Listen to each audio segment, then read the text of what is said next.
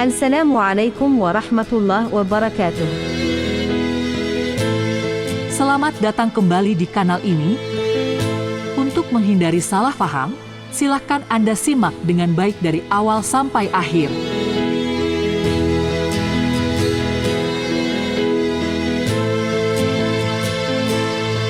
Agama Islam yang sejatinya sebagai agama perdamaian, gotong royong dan agama keadilan, di bawah naungan syariat yang berperadaban dan teratur rapi, justru ada sebagian pemuka agama yang membangun superioritas kepemimpinan seseorang dan mengatasnamakan agama untuk sebuah legitimasi politik. Muhammad Abdul Ghaus Saifullah Masul atau Abah Aos, pengajar kebatinan asal Ciamis, Jawa Barat, yang tergila-gila kepada Anies Baswedan dan meyakininya sebagai Imam Mahdi yang sedang berjuang menjadi kandidat Capres 2024 dan menjatuhkan pilihan politiknya ke Anies Baswedan sang Imam Mahdi. Menurutnya, semua ulama telah menjatuhkan fatwa haram bagi umat Islam Indonesia jika tidak mendukung Anies Baswedan dalam Pilpres 2024. Baginya, siapapun sebagai lawan Anies Baswedan, dia adalah Dajjal yang berarti lawan Imam Mahdi. Tidak puas dengan pernyataannya yang lalu itu, kini Abah Aos kembali membuat kontroversi baru, membuat pernyataannya yang menyesatkan umat Islam, dengan cerita-cerita halu, bahwa dirinya didatangi sebuah bisikan yang menyebut, Rocky Gerung adalah utusan Allah. Ini adalah kejahatan seorang pemimpin, yang menjual agamanya untuk kepentingan nafsu syahwatnya demi kepentingan politik, dengan menyesatkan umat, menipu umat, mencari segala cara untuk kepentingan dirinya, bukan untuk kemaslahatan umat. Politik identitas yang dimainkan kelompok-kelompok yang selama ini berperan memenangkan Anies Baswedan pada Pilgub 2017 yang lalu, kini mereka mencoba kembali menggunakan cara-cara curang tersebut untuk memenangkan Anies Baswedan dengan kecurangan-kecurangan yang sama. Ketika figur-figur pemuka agama lebih sibuk berpolitik, ditambah dengan pernyataan-pernyataan sesat dan menyesatkan, maka bukan hanya akan memperkeruh suasana politik dalam hegemoni keagamaan, dan menjadikan agama sebagai senjata, mengalahkan dan mengkerdilkan pihak lawan, tetapi juga mengancam rusaknya nilai-nilai akidah, serta membangun ateisme menjadi agama baru, dengan menganggap Rocky Gerung sebagai Rasulullah, karena sejalan dengan orientasi politiknya. Berangkat dari pemilihan Gubernur DKI Jakarta pada 2017 lalu, dapat kita pahami bahwa imbas dari adanya politik identitas ini begitu hebat.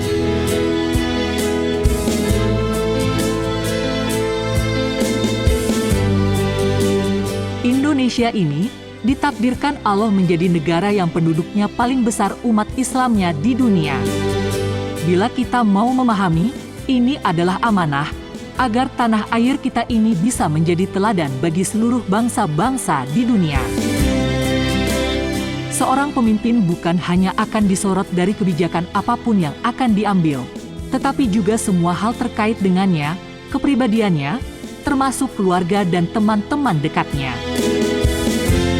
Tentu saja semua itu menjadi petunjuk bahwa negara ini adalah negara besar, yang di dalamnya dihuni oleh bangsa-bangsa berbeda dari berbagai etnis, suku, dan golongan, menjadi satu kesatuan dalam sebuah negara, yang mengharuskan kita semua menjaga amanah ini dengan baik.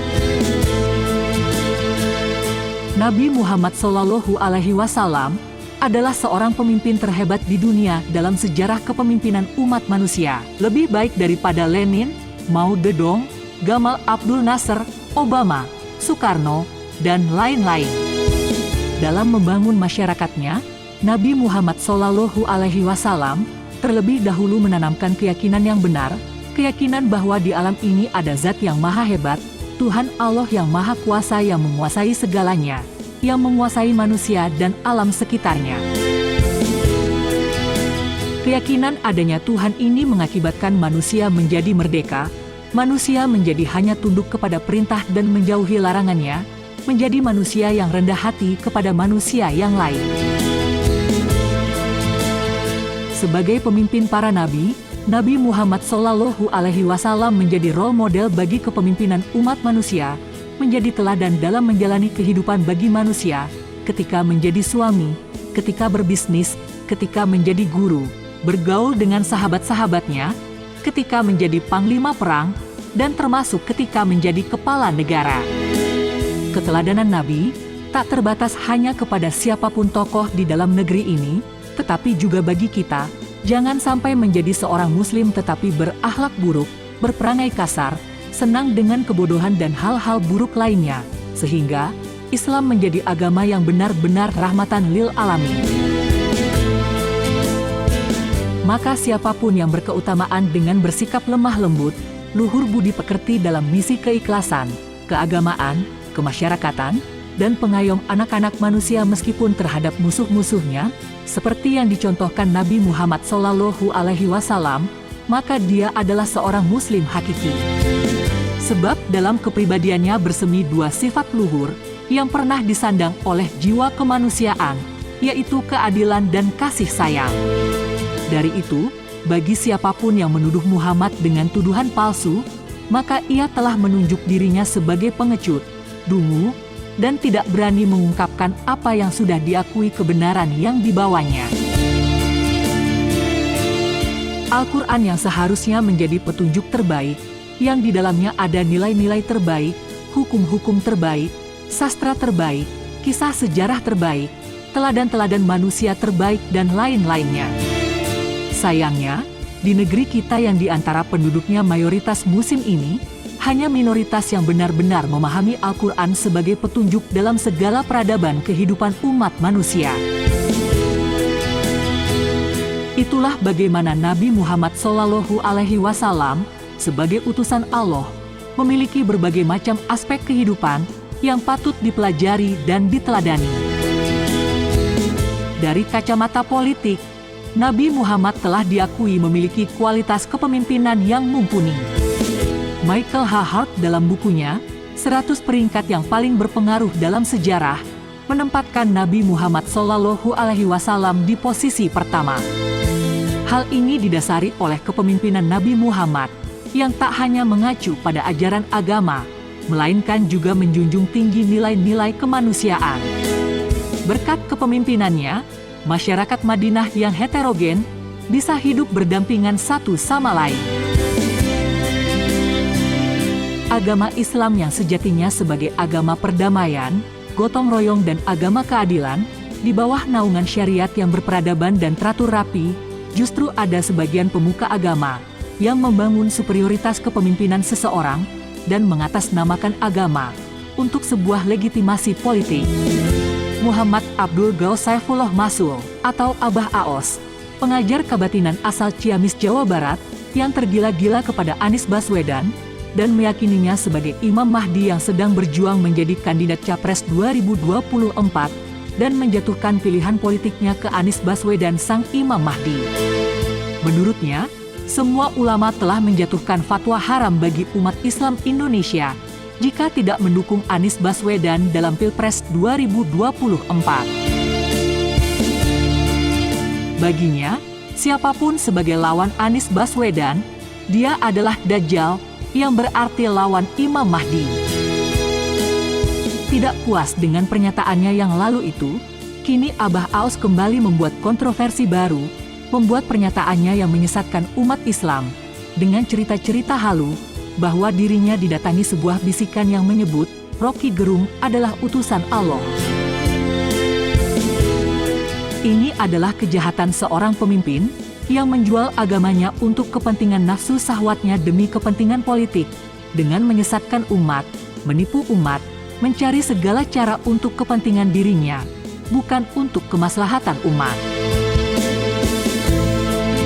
Politik identitas yang dimainkan kelompok-kelompok, yang selama ini berperan memenangkan Anies Baswedan pada Pilgub 2017 yang lalu, kini mereka mencoba kembali menggunakan cara-cara curang tersebut untuk memenangkan Anies Baswedan dengan kecurangan-kecurangan yang sama. Meminjam istilah Gus Islah Bahrawi, ketika figur-figur pemuka agama lebih sibuk berpolitik, ditambah dengan pernyataan-pernyataan sesat dan menyesatkan, maka bukan hanya akan memperkeruh suasana politik dalam hegemoni keagamaan, dan menjadikan agama sebagai senjata, mengalahkan dan mengkerdilkan pihak lawan, tetapi juga mengancam rusaknya nilai-nilai akidah, serta membangun ateisme menjadi agama baru, dengan menganggap Rocky Gerung sebagai Rasulullah, karena sejalan dengan orientasi politiknya. Berangkat dari pemilihan Gubernur DKI Jakarta pada 2017 lalu, dapat kita pahami bahwa imbas dari adanya politik identitas ini begitu hebat. Efek langsung dari peristiwa tersebut tentu saja sangat terasa ketika masa pemilu presiden 2019. Dalam peristiwa tersebut, begitu banyak isu bernuansa politik identitas yang beredar di masyarakat, terutama melalui sosial media. Hal itu tentu saja berbahaya, karena berpotensi menggiring opini masyarakat. Adanya fenomena politik identitas dengan populisme agama akan menjadi ranjau bagi demokrasi negara ketika digunakan oleh pemimpin yang tidak cakap. Politik identitas akan menggiring opini publik bahwa orang yang tidak beridentitas sama dengan mereka tidak pantas untuk menjadi pemimpin.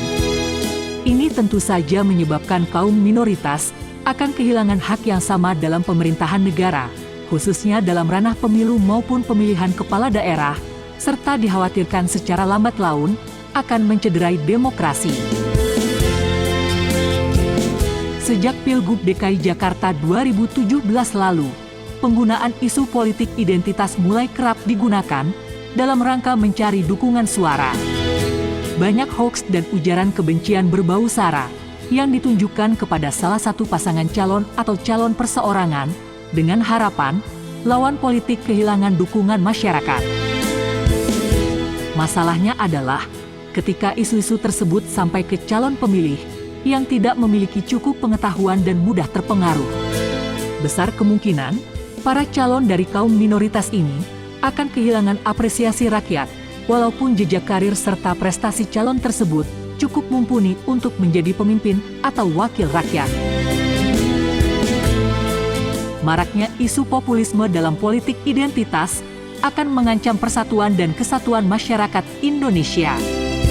Penggunaan isu keagamaan dalam penghimpunan dukungan politik mempunyai lubang besar yang bisa saja ditumpangi oleh oknum yang tidak bertanggung jawab dan memang menginginkan perpecahan Indonesia.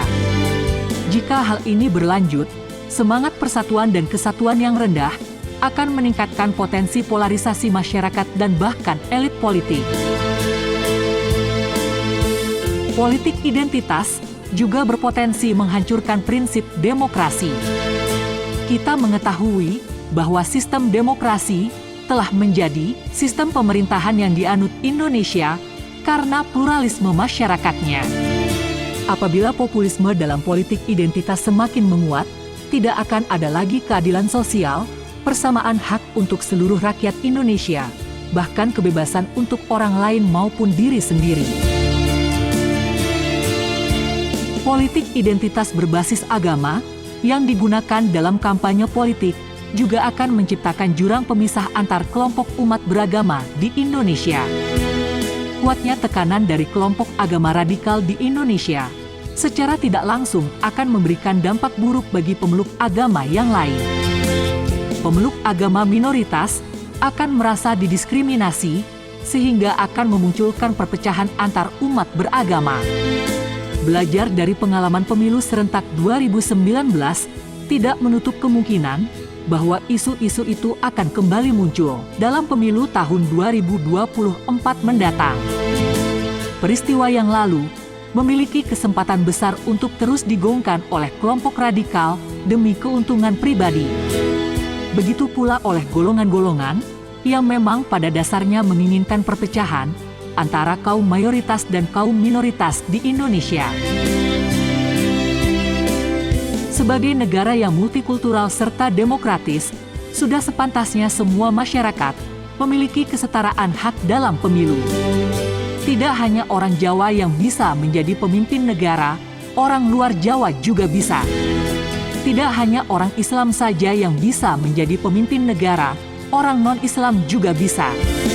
Dalam artian, bahwa hak seseorang untuk menjadi pemimpin atau wakil rakyat tidak didasarkan pada suku, agama, ras, atau etnik semata, tapi lebih kepada kemampuan. Pernyataan Abah Aos soal Anies Baswedan sebagai Imam Mahdi, serta Rocky Gerung sebagai utusan Allah, tentu saja itu adalah bentuk penistaan agama, seperti yang terjadi kepada Ahok atau Panji Gumilang, yang begitu cepat direspon serius oleh MUI Pusat. Dan hingga hari ini, publik menunggu respon tersebut, masih adakah keadilan berpihak pada kebenaran?